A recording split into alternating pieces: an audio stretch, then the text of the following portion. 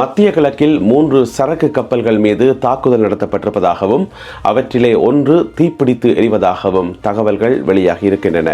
ஈரானுக்கு சொந்தமான 16 படகுகளை ஒரே நாளில் தாக்கி அளித்திருப்பதாக அமெரிக்கா கூறுகிறது.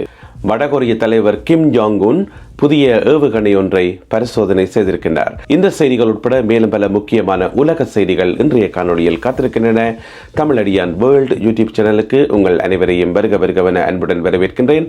வாருங்கள் காணொலிக்குள் போகலாம். மத்திய கிழக்கில் 3 எண்ணெய் கப்பல்கள் மீது தாக்குதல்கள் நடத்தப்பட்டிருப்பதாகவும் அவற்றிலே ஒன்று தீப்பிடித்து எரிந்து கொண்டிருப்பதாகவும் தகவல்கள் வெளியாகி இருக்கின்றன. இந்த தகவலை சொல்லிக்கிறதா என்று பார்த்தீங்கன்னு சொன்னா, பிரித்தானியாவினுடைய மிக பிரபலமான ஒரு எண்ணெய் வர்த்தக நிறுவனம், அவர்களுடைய பேர் UKMTO என்று சொல்றது. அவர்கள் தான் இந்த தகவலை வெளியிட்டிருக்கிறார்கள். இதில் பார்த்தீங்கன்னு சொன்னா, முதலாவது கப்பல் எங்கே என்று சொன்னா ஓமான் இருக்கு தானே, ஓமானினுடைய வடக்கு பக்கத்தில் 11 கடல் மைல் தொலைவில் அங்கே தரித்து நின்ற ஒரு கப்பல் மேலே தான் தாக்குதல் நடத்தப்பட்டிருக்கிறது. அது தற்பொழுது தீப்பிடித்து எரிவதாகவும் அதில் இருக்கின்ற ஊழியர்கள் அனைவரும் பாதுகாப்பாக வெளியேற்றப்பட்டிருப்பதாகவும் சொல்லப்படுகின்றது. அந்த தீயை கட்டுப்பாட்டின் கீழ் கொண்டு வருவதற்காக கடுமையாக போராடி கொண்டிருப்பதாக அங்கிருந்து கிடைக்கின்ற செய்திகள் தெரிவிக்கின்றன. இது முதலாவது கப்பல். அடுத்த கப்பல் பார்த்தீங்கன்னு சொன்னால் துபாய்க்கு அருகில் என்று சொல்லப்படுகிறது.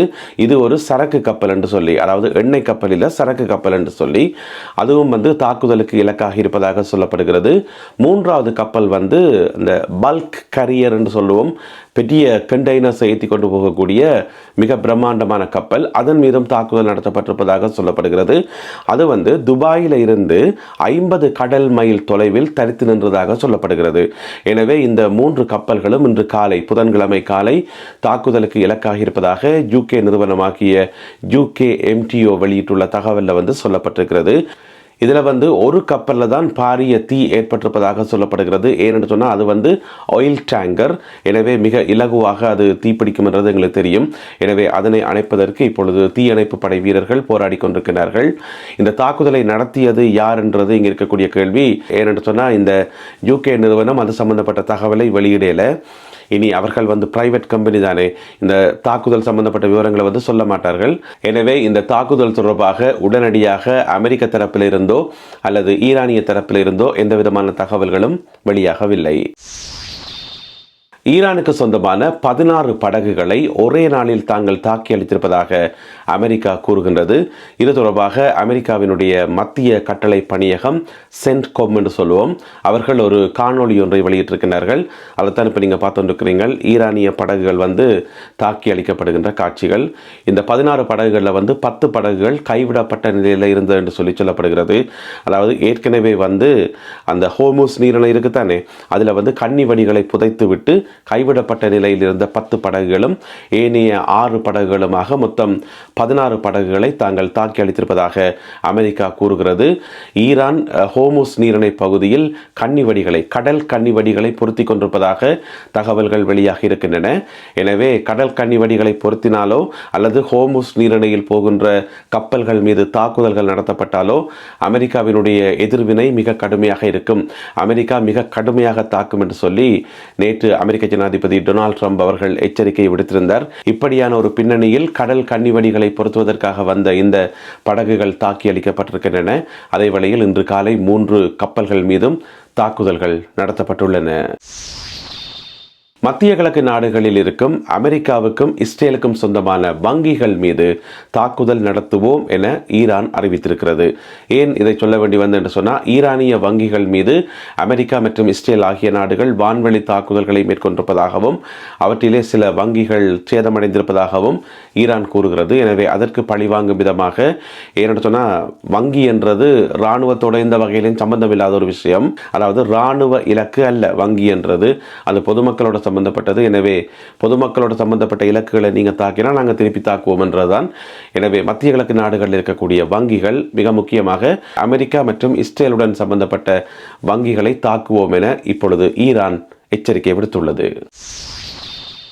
ஹோர்முஸ் நீரிணையில் பயணம் செய்கின்ற சரக்கு கப்பல்களுக்கு அமெரிக்கா பாதுகாப்பு வழங்க தொடர்ந்து மறுத்து வருவதாக கப்பல் நிறுவனங்களை மேற்கோள் காட்டி செய்திகள் வெளியாகி இருக்கின்றன.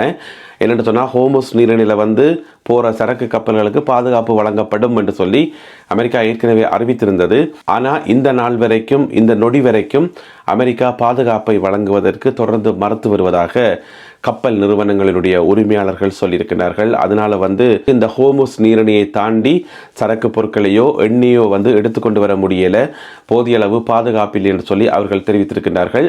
அப்ப ஏன் அமெரிக்கா பாதுகாப்பு வழங்க மறுக்குது என்று கேட்கப்பட்ட கேள்விக்கு அமெரிக்க தரப்பிலிருந்து பதில் சொல்லப்பட்டிருக்கிறது. அங்க தாக்குதலுக்கான அந்த அச்சம் மிகவும் உச்சகட்டமாக இருக்கிறது, வெரி ஹையாக இருக்கிறது. எனவே உடனடியாக எங்களுடைய பாதுகாப்பை வழங்க முடியாமல் இருக்கிறது என்று சொல்லி, என்ன பிரச்சனை என்று சொன்னால், இப்போ இன்னும் ஒரு தகவல் சொல்லுது, ஈரானிய தரப்பில் இருந்து லட்சக்கணக்கான கடல் கன்னிவடிகள் கொண்டே புதைக்கப்பட்டதாக, அந்த ஹோர்முஸ் நீரிணை பகுதியில் புதைக்கப்பட்டிருக்கு என்று சொல்லி, ஏற்கனவே புதைச்சாச்சு என்று சொல்லி, இப்போ நேற்று தான் இந்த 16 படகுகளும் தாக்கி அளிக்கப்பட்டிருக்குது.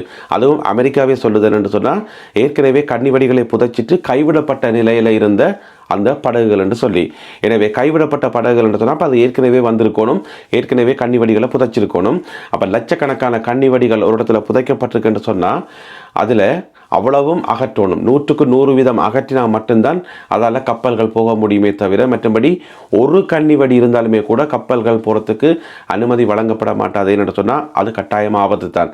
எனவே இப்போ ஹோர்முஸ் நீரிணையில் பயணம் செய்கின்ற கப்பல்களுக்கு பாதுகாப்பு வழங்க அமெரிக்க கடற்படை தயங்குவதாக தகவல்கள் வெளியாகியுள்ளன.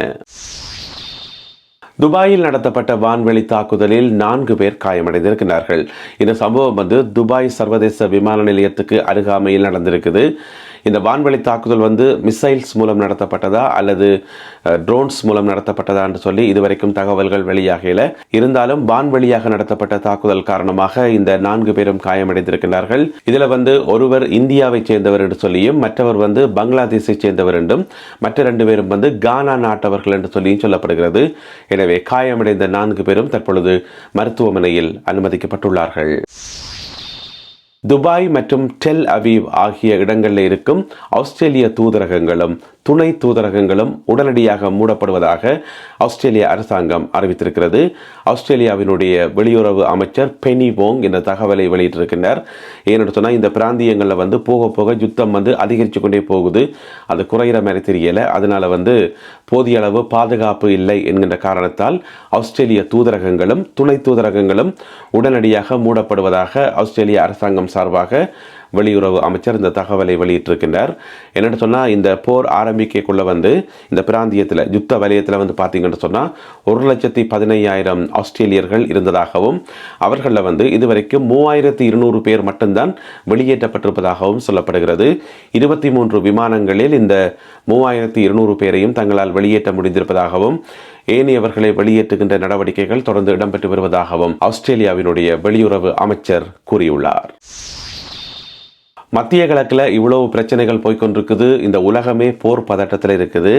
அங்கால பார்த்தீங்கன்னு சொன்னால், எங்களோட கிம் ஜாங் உன் இருக்கார் தானே, வட கொரியாவினுடைய தலைவர் கிம் ஜாங் உன், அவர் ஏவுகணை பரிசோதனை ஒன்றை செய்து பார்த்துருக்கிறார். அதாவது வடகொரியாவால் உருவாக்கப்பட்ட புதிய கப்பல் ஒன்று இருக்குது, உருவாக்கி இப்போ 1 வருஷம் தான், புத்தம்புது கப்பல், டிஸ்ட்ரோயர் என்று சொல்லப்படுற தாக்குதல் கப்பல். அதனுடைய பேர் கோஹியான் என்று சொல்லி, அந்த கப்பல் இருந்தால் நேற்று செவ்வாய்க்கிழமை ஏவுகணை பரிசோதனை ஒன்றை செய்து பார்த்திருக்கின்றார் வடகொரியாவினுடைய தலைவர். அவரும் அவருடைய 13 வயதுடைய மகளும் இந்த ஏவுகணை பரிசோதனையின் போது கலந்து கொண்டதாக சொல்லப்படுகிறது. உங்களுக்கு தெரியும், கிம் ஜாங் உன் எந்த நிகழ்ச்சியில் கலந்து கொண்டாலும் அவருடைய மகளையும் கூட அழைத்து செல்கின்றார். ஏனென்று சொன்னால், வடகொரியாவினுடைய அடுத்த வாரிசாக அந்த சிறுமிதான் வருவார் என்று சொல்லி எதிர்பார்க்கப்படுகிறது. இப்படியான பின்னணியில் இங்கால மத்திய கிழக்கில் இவ்வளவு பதட்டங்கள் போய்கொண்டிருக்குது. ஆனால் கிம் ஜாங் உன் இந்த ஏவுகணை பரிசோதனையை வெற்றிகரமாக செய்து முடித்திருப்பதாக வடகொரிய ஊடகங்களில் செய்தி போடப்பட்டிருக்கிறது. அப்போ எதற்காக இந்த ஏவுகணை பரிசோதனை என்று சொன்னால், அது அமெரிக்காவுக்கு சொல்லப்படுகின்ற ஒரு மறைமுக செய்தி என்று சொல்லி ஆய்வாளர்கள் சொல்கின்றார்கள். என்ன மறைமுகமான செய்தி என்று சொன்னால், தற்போது அமெரிக்காவும் தென்கொரியாவும் இணைந்து போர் ஒத்திகையில் ஈடுபட்டு ஈடுபட்டிருக்கிறார்கள், போர் பயிற்சியில் ஈடுபட்டிருக்கிறார்கள். எனவே அவர்களுக்கு ஒரு பதில் சொல்லும் விதமாக வடகொரியா இந்த ஏவுகணை பரிசோதனை செய்து பார்த்ததாகவும் தங்களுடைய புதிய கப்பலை, தாக்குதல் கப்பலை உலகத்துக்கு அறிமுகம் செய்திருப்பதாகவும் தகவல்கள் வெளியாகி இருக்கின்றன. நல்லது அன்பான உறவுகளே, போர்க்களத்திலிருந்து இதுவரை கிடைக்கப்பட்ட தகவல்களின் தொகுப்பை இந்த காணொலியில் பார்த்தோம். மேலும் பல தகவல்கள் வந்து கொண்டே இருக்கின்றன. அவற்றையெல்லாம் தொகுத்துக் கொண்டு இன்னும் ஒரு காணொலியில் உங்களை நான் சந்திக்கின்றேன். அதுவரை நன்றி, வணக்கம்.